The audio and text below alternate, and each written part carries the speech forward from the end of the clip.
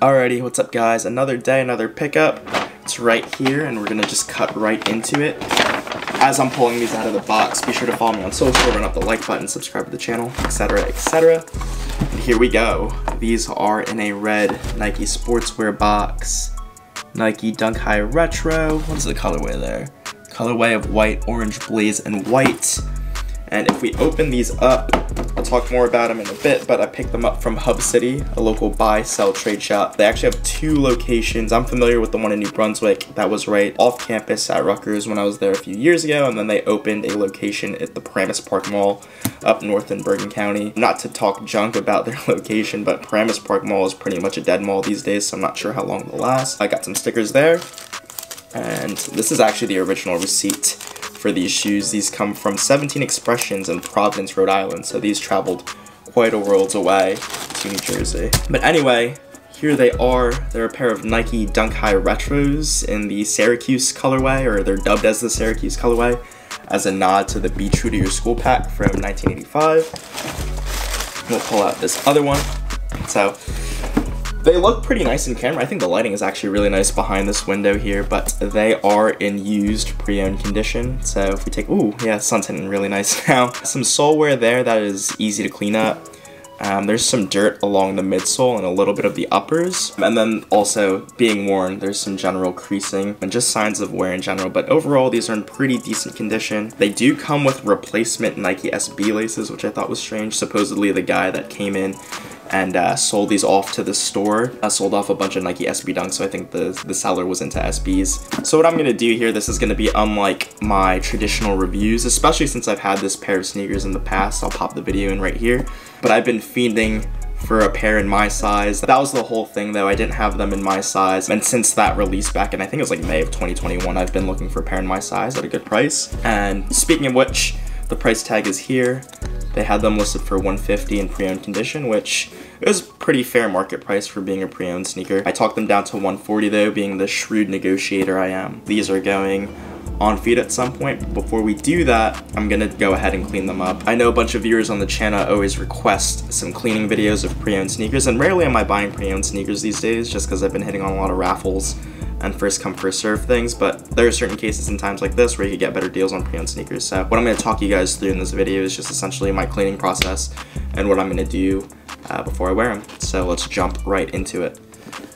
So the first thing we're going to do here is just unlace these, just for easy access to get to everything I need to get to. I don't think I'm going to roll with these SB laces, rather a pair of replacement laces. This company, Lace United out in Canada, I've shouted them out a few times between the videos and on Instagram at StuffDylanLikes, follow me over there. But essentially, they've been hooking me up over the last few months now, and I think I'm going to throw on a nice set of sail or cream laces. I don't know, I'll have to dig through what I have and see what works best. And actually, while I'm here, I'm going to yank these insoles out.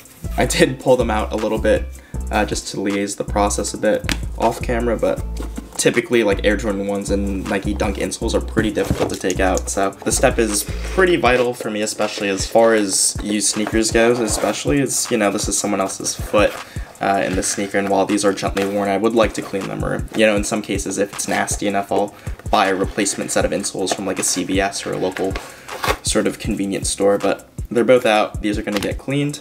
Alright, so we're over at the kitchen sink, which I need to clean anyway, so this is sort of time when I'm cleaning my shoes here. But got the insoles, and what else do I have? I got a brush and a towel, and of course, being at the kitchen sink, I have some dish soap. Essentially what I'm going to do here is just wet these insoles up. And what we're doing here, it's very simple. You just take a little splash of dish soap. You don't need a lot. A little goes a long way here. And it's really just taking this brush and scrubbing it in to the insoles here. So you'll start to see it lather up. Again, a little goes a long way, so you don't need much. If your graphic is still intact like these, you're gonna wanna avoid brushing over them just because the brush will wear it away. So just dance around it.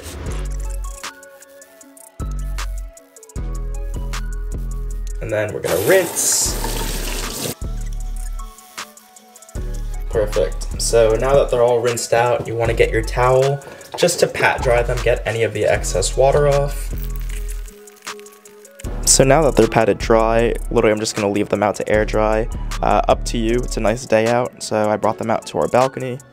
And here they're gonna sit for a few hours, and once they're dried, put them back in the shoes. So we've got the shoes now, and before we do any cleaning to the soles, we're gonna get some of this debris off. So you'll see some rocks and some dirt trapped in there, and you'll see I already have a waste bin here because we don't want this junk getting on the floor, and a few little things that I use. So depending on the nature of the stuff that's in the soles, I use something small like this, like a paper clip that's been bent out of shape.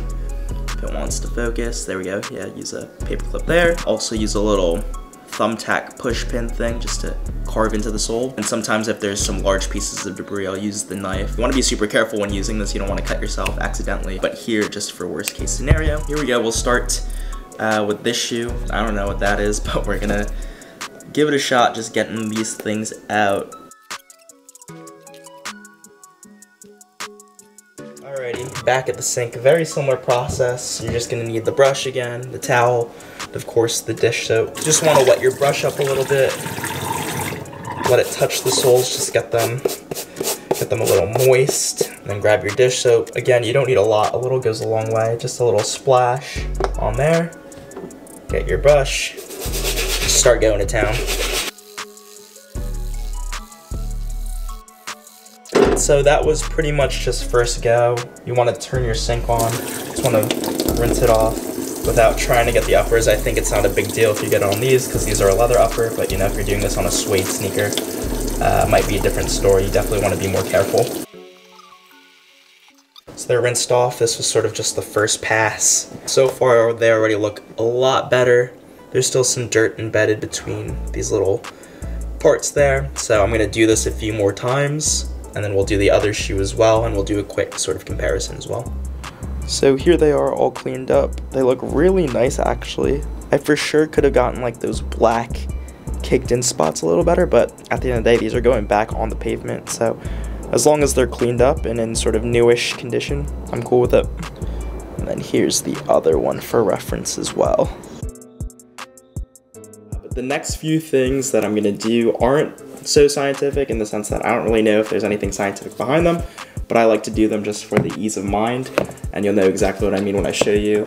So this is a spray bottle I got from Home Depot. In it is a mix of rubbing alcohol and water. I have no specific measurements. I think I did like 1-to-1. But essentially what I do whenever I buy used sneakers is that I just spray the insides of the sneaker to get rid of any lingering odor or bacteria. Again, I'm no scientist here, otherwise I'd be having a different job. My logic here is that this spray is antibacterial enough to get rid of all of the weird woes that we're worried about. So I spray it pretty lightly. I don't get too liberal with it. I mean, it's up to you. I kind of just spray it on pretty lightly. I like to avoid the tag on the inside, the size tag, just because there is some ink to it, so just be mindful of that. I think I covered this in another video actually. It might be that cracked leather SB Dunk Low that I bought used, and we'll do the other sneaker as well. So I got both of the sneakers sprayed on the inside. Being that it's a rubbing alcohol, it's not gonna be too long to dry. Again, don't saturate it too much, but saturate it enough to whatever you're comfortable with. That's not really good directions, but you know, that's typically what I do. So we're just gonna let these dry, and in the meantime, we'll move on to this next step. And that is with these two items. So here I have this kiwi leather lotion that I picked up. You could find this at pretty much any convenience store, any pharmacy, like a CVS type place. And then an old rag here. I guess before we get into it, the leather uppers on here were pretty clean, so I didn't do anything to clean them other than just wipe them down with a damp towel. Actually the damp towel that I used to clean the soles. But anyway, being an all leather upper, I like to have some sort of protection on all my leather shoes. It's kind of like if you're into car detailing, as nice as it is to get a wash on your car, you also want to put some protective polish or wax on top just to preserve the finish. That's certainly the case here with sneakers as well. And especially on this Dunk Retro leather, it's very cardboard-like. If you take a look, these 2021, 2022 retros aren't so great when it comes to quality. So any sort of protection you could do will sort of help them last longer. So being an all leather upper, I kind of get liberal with this stuff. If there were suede, you'd obviously want to be more careful.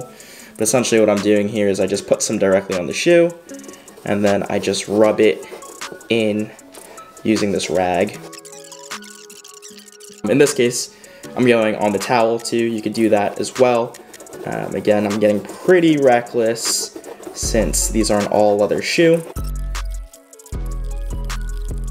So So I got both shoes done. This one I did off camera, but I'm not sure if the camera picks it up well. I'm not sure if it's the light I'm using here, but you can see there is a little bit of a shine to it. The back of the bottle recommends that you wipe it off with a rag or a dry rag or a horsehair brush. But for pretty much all of the sneakers that I do this on, I sort of just let it dry. But yeah, once everything is dried, the leather, the inside, and the insoles, we're gonna throw some laces on and pretty much wrap it up from there.